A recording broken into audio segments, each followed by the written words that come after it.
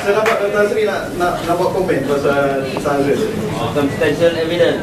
Tak, saya pada asasnya setuju apa yang, kerana keadaan sekarang yang terlaksana di Malaysia adalah undang-undang takzir, dia bukan hudud. Tapi Ustaz Nasruddin cakap pada konteks hudud lah. Walaupun tidak ada undang-undang, tapi kita masih lagi kekal dari disiplin seorang Muslim. Lagi tidak ada 4 orang saksi, kita tak boleh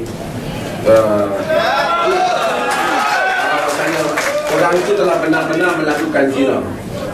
Kita tak boleh tuduh kerana itu merupakan sikap kita.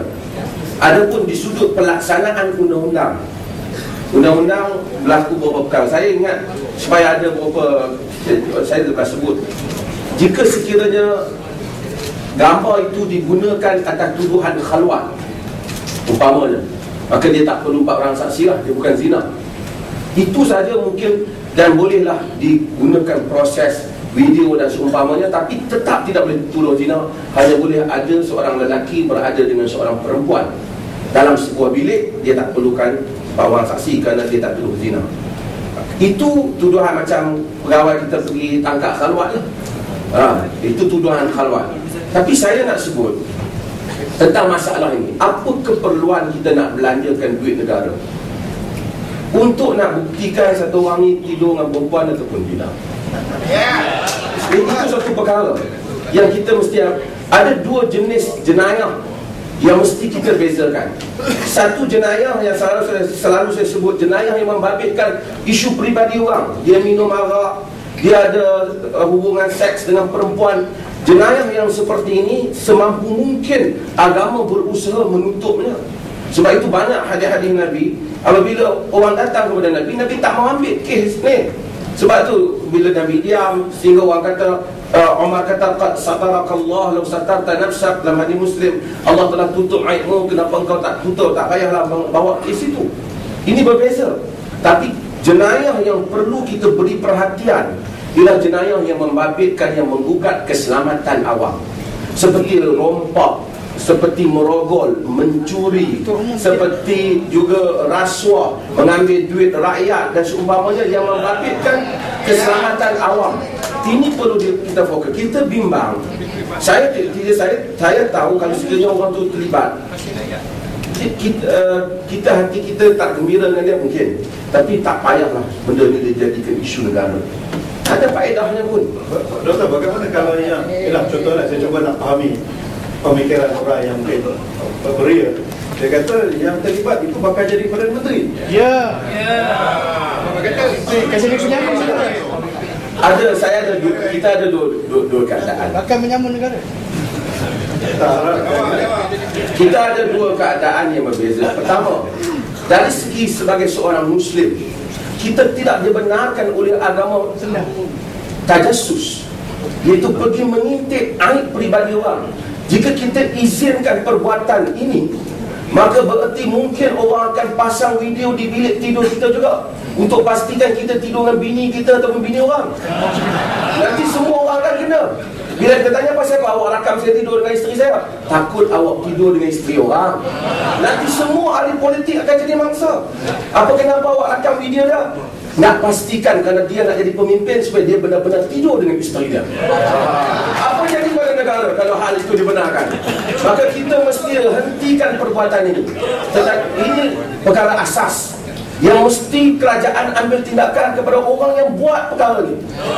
Jika dia tak diambil tindakan, lain-lain mangsa akan berlaku. Tambah zaman internet sekarang, kita tidur dengan isteri kita, dia siarkan dalam YouTube, dan orang tak tahu tentang itu isteri kita.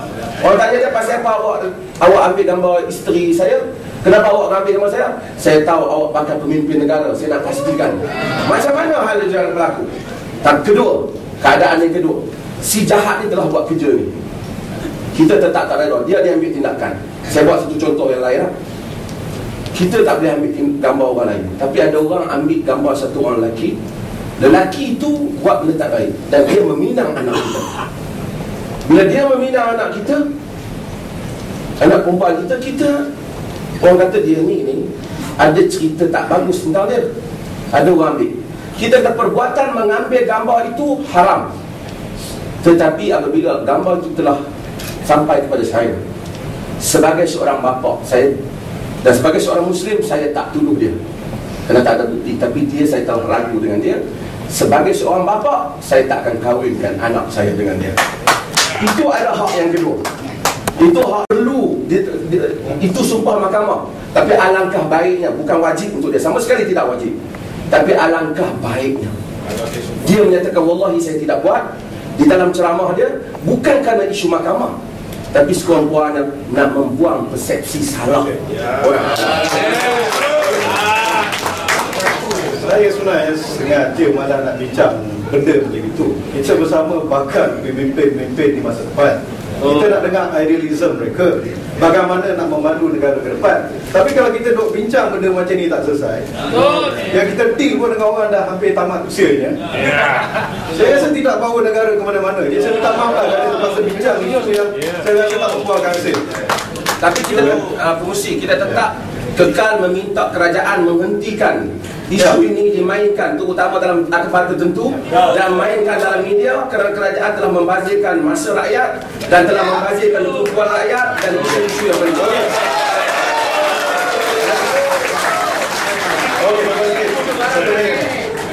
Saya setuju secara dengan Dr. Mazhar. Bahawa kita dalam UMNO pun kita tak suka isu dimainkan. Seolah-olah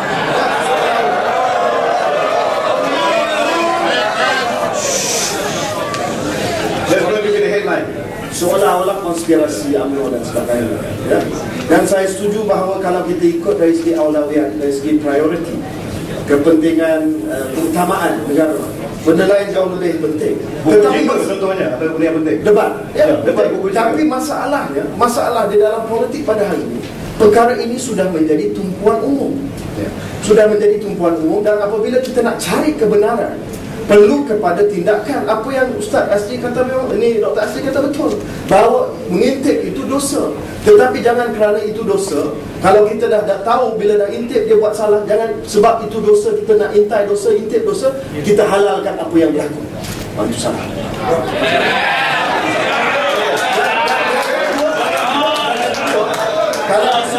Kalau yang disebutkan tadi bahawa secara Islam dan sebagainya kita masih lagi pegang kepada empat saksi. Kenapa pula kita ada undang-undang takzir? Kenapa pula PKR sendiri bawa kes Kaza kepada mahkamah yang sama, yang guna undang-undang takzir yang sama? Sekiranya kita masih lagi pegang kepada hanya 4 saksi saja.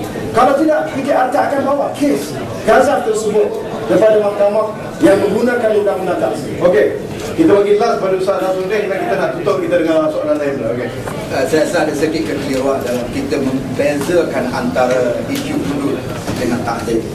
Saya menyebut soal 4 saksi itu dibilang berasaskan pada tuduhan.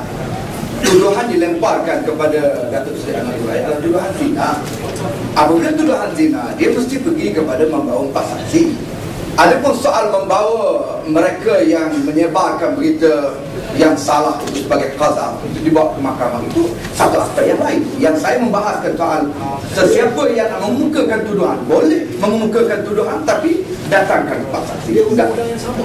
Undang-undang yang sama yang bawa kes Gaza. Itu satu. Itu satu.